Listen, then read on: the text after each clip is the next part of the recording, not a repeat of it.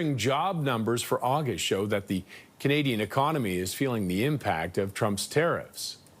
Stats Canada says that the unemployment rate rose to 7.1% in August as the Canadian economy shed 66,000 jobs. That's a level of unemployment not seen since May of 2016, and that's excluding, of course, the worst years of the pandemic. The biggest losses were seen in transportation and manufacturing, as well as professional, scientific, and technical services. With me now is Pedro Antunes, Chief Economist with the Conference Board of Canada. Pedro, thank you as always for joining us. It's always a pleasure. Thank you. Are these numbers what you were expecting? Well, it's always a tough call to try and guess. I would call it a guesstimate as to what's happened on a monthly basis, because there's a lot of how should I say? There's a lot of range around the estimates that stood essentially on the uncertainty around the survey methods used. But I think that the story here is really that we have not seen any job gains at all since the start of the year. We're essentially running flat, and we're starting, if this number holds, into the third quarter now with some really negative news. So we've already seen the second quarter. Statistics Canada has told us that the second quarter saw a decline in economic activity in terms of the GDP numbers, and now we're seeing the effects panning out through to employment. So it's looking more and more like a recession here for at least the middle of this year. And any ideas on what that might look like? Are we talking mild? Are we talking a more severe? Or are there a bunch of other factors we have to wait and see?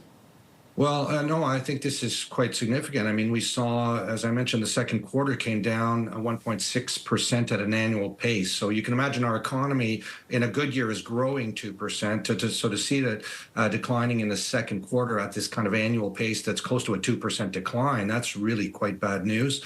We're feeling the impacts of these tariffs on certain sectors of the economy. And as you just mentioned, Roger, the numbers on one of the areas that has been holding up have been professional, scientific, technical services. We saw some important job losses in that segment, and that's a really important segment. It's on the services side of the economy. It's high-end, high-wage jobs, and we're seeing some losses there. The other thing in the report is that it's not just youth employment now. The losses in August were among core-aged workers. So we're starting again to see some implications of this trade war that is spreading beyond just those key export sectors. Mm-hmm. What's the next thing we want to keep an eye on then that may give you a better indicator of what's going on? Well, I think we are seeing. I think the really important thing is going to be what's coming from the next budget. Are we going to see some stimulus here in areas that are important?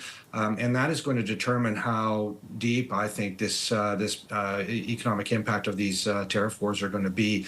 Are we able to make substantial headway here in some of those areas that essentially that we need to? And I would urge here what we really need to focus on is stimulating kind of our investment, our private investment in Canada, which has been the laggard and is really the driver of kind of the long-term jobs and long-term productive capacity of the economy.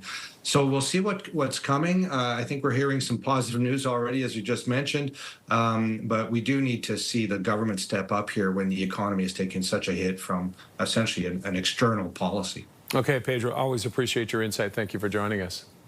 It's a pleasure. Thanks for having me again.